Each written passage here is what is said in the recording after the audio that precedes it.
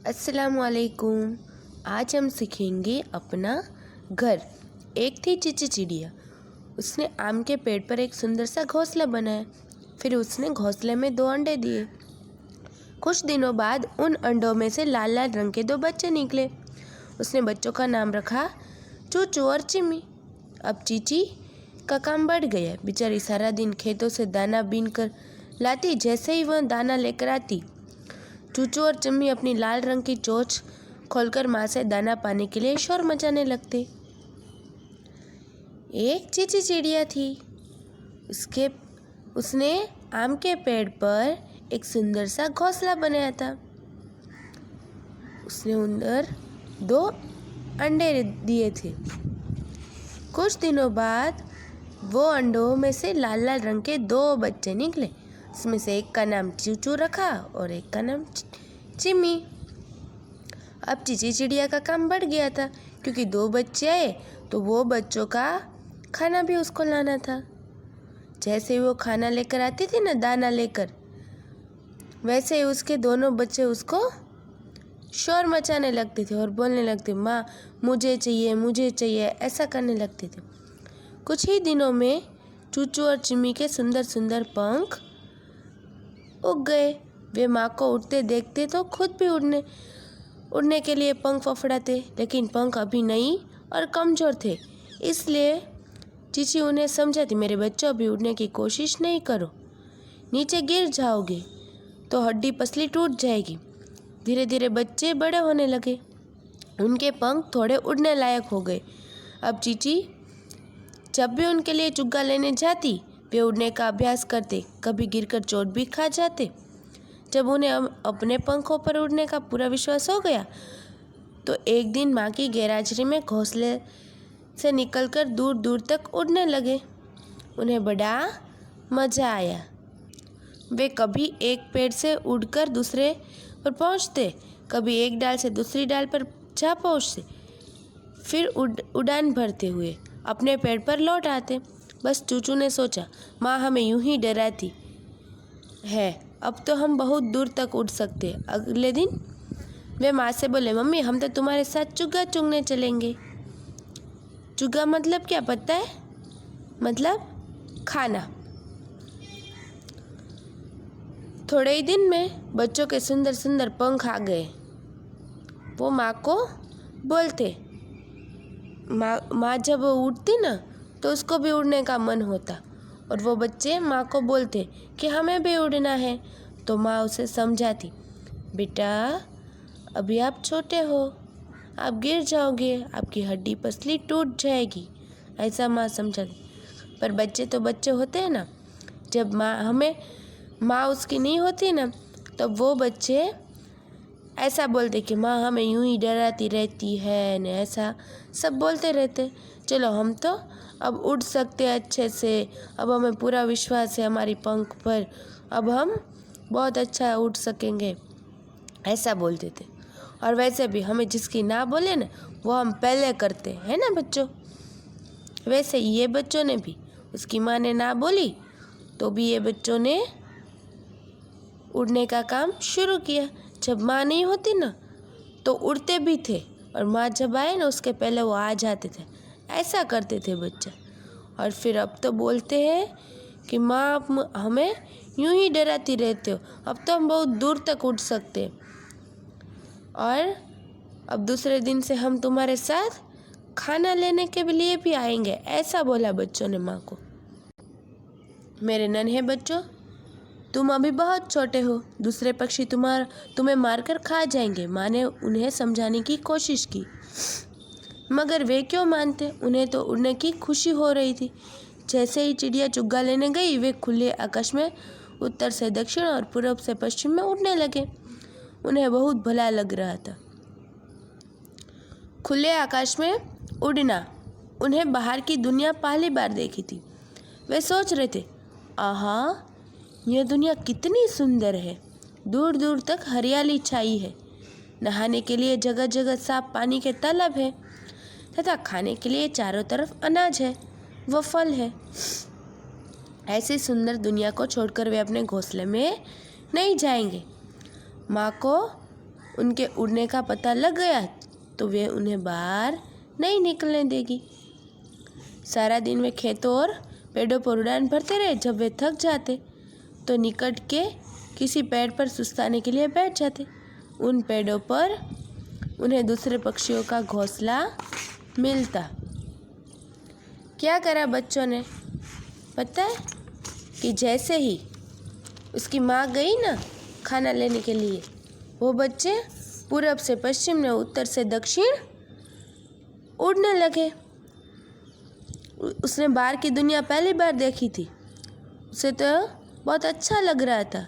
भला मतलब उसे बहुत अच्छा लग रहा था। वो बोल रहे थे, अरे वाह, बाहर की दुनिया कितनी सुंदर है। दूर दूर तक हरियाली है, नहाने के लिए साफ पानी है, खाने के लिए चारों तरफ अनाज और फल है। ऐसी सुंदर दुनिया छोड़कर हम हमारे घोंसले में नहीं जाएंगे।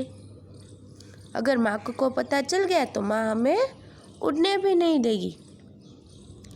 सारा दिन वो खेतरों में उड़ते रहते। फिर जब वो थक जाते ना तो पास के ही निकट मतलब पास के ही कोई भी ऐसी जगह ढूंढ लेते और उधर बैठ जाते और उसे दूसरे पक्षियों का घोंसला भी मिल जाता। उनमें उन्हीं के जैसे छोटे छोटे बच्चे बैठे होते। चूचू और चिम्मी ने सोचा, क्यों न इन बच्चों से दोस्ती कर ली जाए। रात को भी इन्हीं के घरों में रहेंगे। अपने घर लौटने पर तो माँ की झिझकियाँ सुननी पड़ेंगी। बस वे उठकर पेड़ की चोट पर बने चिव चील के घोंसले पर पहुँचे। घोंसले में दोनों नन्हे बच्चे बैठे थे। चूचू ने उन्हें नमस्ते की और उन्हें अपना दोस्त बनाने की बात कही। चिव के बच्चे ने चूचू की बात मान ली और उन्हें घोंसले में बुला लिया। जैसे ही दोनों घोंसले में पहुँचे, उन्हें घोंसला चुभ गए। वो दूसरे पंखी के घोंसले में जाते थे ना, तो उसमें भी उसके जैसे छोटे छोटे बच्चे होते थे। चूचू और चिम्मी ने सोचा, क्यों नहीं ये बच्चों से हम दोस्ती कर ले और दोस्ती कर लेंगे तो रात को उसके ही घर में रह लेंगे। वैसे भी अपने घर जाएंगे तो अपनी माँ की डांट सुननी पड़ेगी। झिझक क्या मतलब डांट सुननी पड़ेगी। वो तो उठकर चिव चील था ना, उसके घोंसले पर बैठ गए और गए तो उधर भी उसके दो बच्चे थे। चूचू ने उसको नमस्ते किया और अपना दोस्त बनाने की बात कही। चिव के बच्चे तो मान गए। बच्चे ने दोनों को, चूचू और चिम्मी को घोंसले में भी बुलाया। जैसे ही वो घोंसले में पहुंचे ने, उसको घोंसले में कांटे चुभने लगे। उन्हें बड़ा गुस्सा आया। यहाँ भी कोई घोंसला है, कांटे ही कांटे भरे हैं। वे बोले, अरे तुम लोग इसमें कैसे रहते हो? तुम्हें कांटे नहीं चुभते? धूप पानी से कैसे बचाव करते हो? चिव के बच्चे हंसे और बोले, भैया हमें तो बड़ा आनंद आता है। अपने घोंसले में अगर धूप पानी से बचने के लिए अच्छी बात बना दी जाए, छत बना दी जाए, तो हमारी मम्मी दूर तक कैसे दिखेगी और हमारे लिए शिकार कैसे लाएगी? वे यहीं बैठी दूर तक देख लेती है। चूचू और चिम्मी को तो बहुत गुस्सा आया और बोला, ये तो कोई घोंसला है, सिर्फ कांटे ही कांटे हैं। वो चिव के बच्चे को बोलते, आप इसमें कैसे रहते हो? आपको कांटे नहीं चुभते? धूप से कैसे बचाव करते हो? चिव के बच्चे हंसे और बोले, भैया हमें तो बहुत बड़ा आनंद आता है। अपने घोंसले में अगर धूप पानी से बचने के जो छत बना दी जाए तो हमारी मम्मी हमें कैसे दिखेंगी और हमारी मम्मी हमारे लिए शिकार कैसे लाएगी? ऐसा बोलते। चिम्मी को उनकी बात अच्छी नहीं लगी। वह सोचने लगी, यहाँ कैसे बच्चे हैं जिन्हें ऐसे गंदा सा घर पसंद है। वह चूचू से बोली, चलो भैया हम उनके साथ नहीं रहेंगे।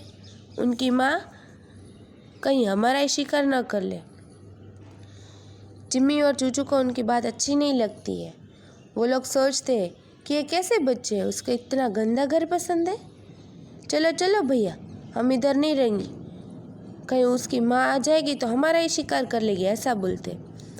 तभी दूर से आती चिव की आवाज़ उनके कानों में पड़ी और वे वहाँ से उठकर दूसरे पेड़ पर जा पहुँचे। जिस डाल पर बैठे थे उसमें टेटे तोते की कोटर थी। कोटर में टेटे के 2 नन्हे बच्चे बैठे थे। वो उड़कर टेटे को बच्चों से दोस्ती करने पहुँचे। टेटे के बच्चे उन्हें देखकर बहुत खुश हुए और उनका स्वागत किया।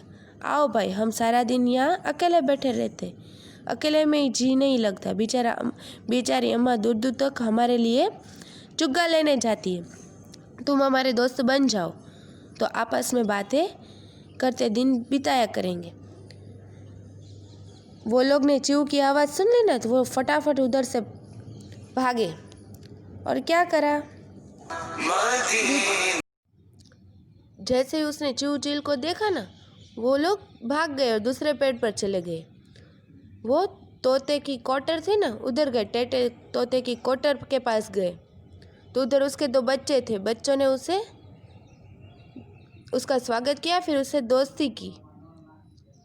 फिर वो बच्चों ने बोला, टेटे के बच्चों ने बोला कि वैसे भी हम अकेले होते हैं भाई सारा दिन, आप आ जाओ, हम साथ में बात करेंगे और पूरा दिन बिताएंगे। वैसे भी हमारी अम्मा दूर दूर तक हमारे लिए चुग्गा लेने जाती है ना, तो हम अकेले ही होते हैं, ऐसा बोला। चूचू और चिम्मी के कोटर के अंदर चले गए, मगर उनको तो दम घुटने लगा। उस छोटी सी बंद कोटर में वे घबरा गए। बोले, भाइयों, तुम इस बंद खोखले में कैसे रहते हो? हमारी तो सांस बंद हुई जा रही। टेटे के बच्चे हंसे और बोले, भैया चूचू, अगर हमारा घर बंद न होगा तो दूसरे पक्षी हमारे माँ बाप की गैरहाजिरी में हमें खा जाएंगे। हमें अपना यही घर अच्छा लगता है। चूचू और चिम्मी ने अंदर से कोटर पहले दोनों चूचू और चिम्मी को अंदर ले गए, फिर क्या करा, कोटर को बंद किया तोते के बच्चों ने। पर चूचू और चिम्मी का अंदर दम घुटने लगा।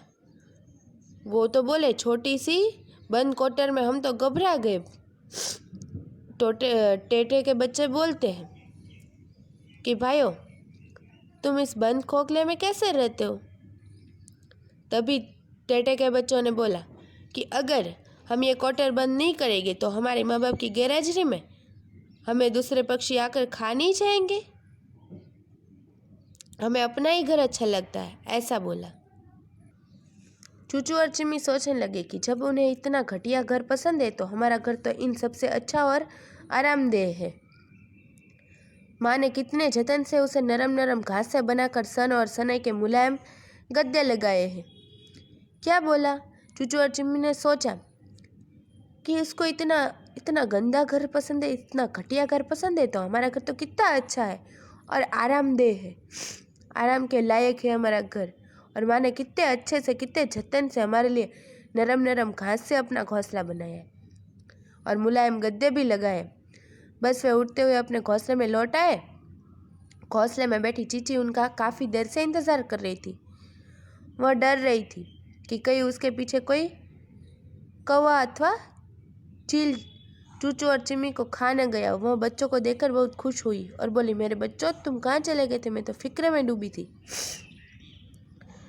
दोनों बच्चों को अपनी बात समझ में आ गई। फिर वो अपने घोंसले में गए और उसकी माँ उसका इंतज़ार कर रही थी। उसने बच्चों को देखकर वो बोली, आप कहाँ चले गए थे? मैं तो काफ़ी फिक्र में डूब गई थी। मम्मी, हम सैर करने गए थे, चूचू बोला। और फिर चिम्मी और चूचू ने दिन भर की सारी कहानी सुना दी। मम्मी, सब बच्चों को अपने खराब से खराब घर भी प्यारे हैं, हमारे घर तो सबसे सुंदर है। बच्चों ने मम्मी से पूरी कहानी पूरे दिन की बोल दी और बोले, हम सैर करने गए थे। और बोला कि माँ, सब बच्चों को तो उसके खराब से खराब घर भी कितने पसंद है, हमारा घर तो कितना अच्छा है। मेरे बच्चों, अपना घर कैसे भी क्यों न हो, वही प्यारा होता है।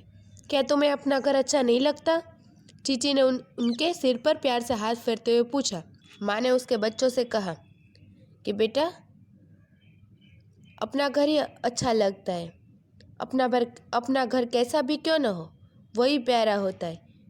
फिर उसके बच्चों के सर पर हाथ फेरते हुए पूछा कि बेटा, क्यों आपको अपना घर पसंद नहीं है? ऐसा उसने अपने बच्चों को। नहीं मम्मी, हमें अपना घर बहुत प्यारा लगता है, कहकर दोनों बच्चे मम्मी से लिपट गए और मम्मी उन्हें स्नेह से सहलाने लगी। बच्चों ने क्या बोला? नहीं मम्मी, हमें अपना घर बहुत ही प्यारा लगता है। कहकर दोनों बच्चों ने मम्मी से लिपट गए और मम्मी उसको प्यार से चाहने लगी।